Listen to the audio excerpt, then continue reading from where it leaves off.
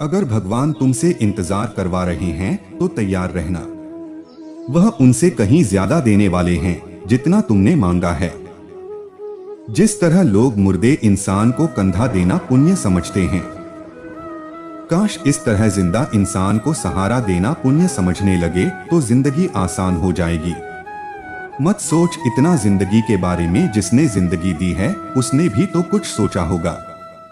बेवजह ही नहीं होती लोगों से मुलाकात, किसी से सबक मिलता है तो किसी से ज्ञान। श्री कृष्ण कहते हैं, किसी को दुख देकर मुझसे अपने सुख की इच्छा मत करना। अगर तुम किसी को एक पल का भी सुख देते हो तो अपने दुख की चिंता कभी मत करना। जब दर्द और करीबी बोली दोनों सहन होने लगे तो समझ लेना जीना आ गया है। कौन क्या कर रहा है, कैसे कर रहा है, क्यों कर रहा है, इन सब से आप जितना दूर रहेंगे उतना ही खुश रहेंगे। हंसते रहो तो दुनिया साथ है, वरना आंसुओं को तो आंखों में भी जगह नहीं मिलती। जीवन में जो होता है वह किसी वजह से होता है। या तो वह आपको कुछ बनाकर जाता है या फिर कुछ सीखाकर। कटना पीसना और अंतिम समय तक निचोड़े जाना। गन्ने से बेहतर कौन जानता है कि मीठा होने का नुकसान कितना होता है। जब कोई दिल दुखाता है तो सबसे बेहतर है कि हम चुप हो जाएं, क्योंकि जिन्हें हम जवाब नहीं देते उन्हें फिर वक्त जवाब देता है। अंधे बहरे गूंगे बनकर अपने लक्ष्य पर ध्यान देते रहो। यहाँ इतने खाली लोग हैं कि न खुद कुछ करेंगे और न करने वालों को कुछ करने देंगे और उनका मनोबल भी तोड़ देंगे। लोग जरा सी बात पर आपको छोड़ देते हैं और भगवान जरा सी प्रार्थना से आपको थाम लेते हैं। कर्मों से डरिए, ईश्वर से नहीं। ईश्वर तो माफ कर देता है मगर कर्म नहीं। यह अटल सत्य है कि जैसे बछड़ा 100 गायों में अपनी मां को ढूंढ लेता है, उसी प्रकार कर्म अपने कर्ता को आज नहीं तो कल ढूंढ ही लेता है। नीयत साफ और मकसद सही हो तो यकीनन किसी न किसी रूप में ईश्वर भी आपकी मदद करते हैं। जिंदगी में जितना शांत रहोगे अपने आप को उतना ही मजबूत पाओगे, क्योंकि लोहा ठंडा होने पर मजबूत होता है। गरीब रहोगे, कोई ध्यान नहीं देता। मेहनत करोगे तो सब हंसेंगे, लेकिन जब कामयाब हो जाओगे तो सब जलेंगे। जिंदगी वह हिसाब है जिसे पीछे जाकर सही नहीं किया जा सकता। इसलिए आज में सुधार करें और पुरानी बातों को अनुभव की तरह इस्तेमाल करें। जिस जिंदगी में उत्साह, लक्ष्य और अनुशासन न हो उसे जिंदगी जीना नहीं, जिंदगी काटना कहते हैं। कभी कभी आप बिना कुछ गलत किए भी बुरे बन जाते हैं, क्योंकि जैसा लोग चाहते थे आप ऐसा नहीं करते। जिस मनुष्य के हृदय में सच्ची मानवता हो उसकी सोच हमेशा यही होगी कि मुझे मिला हुआ दुख किसी को ना मिले और मुझे मिला हुआ सुख सबको मिले। मैंने हंसकर भी देख लिया और रोकर भी देख लिया, किसी को पाकर किसी को खोकर भी देख लिया। ये जान लिया कि जिंदगी वही जी सकता है जिसने अकेले जीना सीख लिया। जिंदगी बहुत कुछ सिखाती है, थोड़ा रुलाती है, थोड़ा हंसाती है।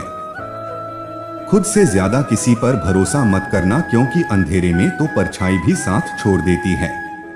अगर कोई आपको सच्चा प्यार करता है तो वह आपको समय जरूर देगा, आपकी हर स्थिति में साथ देगा, हमेशा आपके लिए समर्पित रहेगा, क्योंकि सच्चा प्यार एक दूसरे की खुशियां चाहेगा, आंखों में पानी नहीं। लोहे को कोई नष्ट नहीं कर सकता, बस उसका जंगल उसे नष्ट कर सकता है। इसी तरह आदमी को कोई और नहीं बल्कि उसकी सोच ही नष्ट कर सकती है। इसलिए सोच रखो, फल अच्छा ही होगा। इतना कमजोर मत बनो कि कोई भी आपको तोड़ सके, बल्कि इतना मजबूत बनो कि आपको तोड़ने वाला खुद ही टूट जाए। दर्द आपको मजबूत बनाता है, डर आपको बहादुर बनाता है, अनुभव आपको सिखा देता है। जिस दिन हम समझ जाएंगे कि सामने वाला गलत नहीं, सिर्फ आपकी सोच हमसे अलग है, उस दिन जीवन में सब दुख दूर हो जाएंगे। क्यों रोते हो? मन का ना होने पर जो लिखा है वही होकर रहेगा। एक रास्ता बंद करने से पहले भगवान 10 रास्ते खोल देते हैं। गर्मी के मौसम में पत्ते सूखने के बाद भी पंछी घोंसला नहीं छोड़ते, क्योंकि वह जानते हैं फिर से बरसात आएगी और पेड़ पर नए पत्ते आएंगे। जो हुआ उसे भूलकर नई शुरुआत करो और याद रखो जिसका कोई नहीं होता उसका भगवान होता है। मतलब से जुड़े रिश्ते मतलब तक साथ देते हैं, लेकिन दिल से जुड़े रिश्ते आखिरी सांस तक निभाते हैं। अच्छा काम करते रहो, चाहे कोई सम्मान करे या न करे, क्योंकि सूर्योदय तब भी होता है जब करोड़ों लोग सोए रहते हैं। दुनिया में हर एक काम आसान है, केवल अंदर से आवाज आनी चाहिए। एक बार मुल्ला नसरुद्दीन अपने पुत्र के साथ किसी काम से दूसरे गांव गया था। साथ में वह गधा भी लेकर गया था। दोपहर तक काम निपटाकर वे सब लौटने लगे। गधा साथ था, लेकिन मुल्ला और उसका पुत्र पैदल चल रहे थे। कुछ दूर चलने के बाद मुल्ला का पुत्र थक गया और हांफने लगा।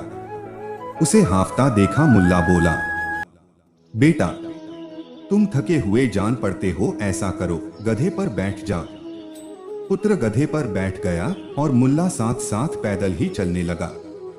आगे बढ़ने पर एक पेड़ के नीचे उन्हें कुछ लोग झुंड बनाकर बातें करते हुए नजर आए। जब उन लोगों ने मुल्ला को पैदल और उसके पुत्र को गधे पर सवार देखा तो कहने लगे, कैसा लड़का है, इसे अपने पिता की कोई चिंता नहीं। हट्टा कट्ठा होकर भी खुद गधे पर सवार है और बेचारा बूढ़ा पिता पैदल चल रहा है। बड़ों को इज्जत देने का जमाना ही लग गया है। मुल्ला के पुत्र को यह बात बुरी लगी। वह गधे से उतर गया और मुल्ला से बोला, अब्बा मैं बहुत देर गधे पर बैठ लिया, अब आप गधे पर बैठ जाइए, मैं पैदल चलूंगा। मुल्ला तैयार हो गया और गधे पर बैठ गया। पुत्र पैदल चलने लगा। वे लोग कुछ दूर ही आगे बढ़े थे कि उन्हें फिर कुछ लोग मिल गए। मुल्ला को गधे पर बैठा देख वे कहने लगे, ऐसा निर्दयी बाप हमने कभी नहीं देखा, इसमें अपने बेटे के लिए कोई प्रेम नहीं है। खुद को मजे से गधे पर सवार है और अपने बेटे को पैदल चला रहा है। यह सुनकर मुल्ला को बुरा लगा। उसने अपने पुत्र से कहा, बेटा तुम भी गधे पर बैठ जाओ। दोनों ने गधे पर बैठकर अपनी यात्रा जारी रखी। वे कुछ दूर ही आगे बढ़े थे कि उन्हें फिर कुछ लोग मिल गए। मुल्ला और उसके पुत्र को गधे पर सवार देख वे बोले, कितने निष्ठुर लोग हैं, बेचारे गधे पर दोनों बैठ गए हैं। गधे का क्या हाल हो रहा है इसकी इन्हें कोई चिंता ही नहीं है। यह सुनकर मुल्ला और पुत्र को फिर बुरा लगा। वे दोनों गधे से उतर गए और पैदल ही चलने लगे। जब वे अपने गांव पहुंचे तो वहां मुल्ला को एक परिचित व्यक्ति मिला। गधे के होते हुए भी मुल्ला और उसके पुत्र को पैदल चला आता देख वह बोला, मुल्ला मूर्खता की हद होती है, तुम्हारे पास अच्छा खासा गधा है, फिर भी दोनों पैदल चले आ रहे हो। अरे उस पर बैठकर आराम से नहीं आ सकते थे, अपना दिमाग तो इस्तेमाल किया करो। यह सुनकर मुल्ला सोचने लगा कि आप कुछ भी करो, लोग कुछ न कुछ कहते रहेंगे और आपको ना समझ बताते रहेंगे, इसलिए लोगों की बातों पर कान नहीं देना चाहिए।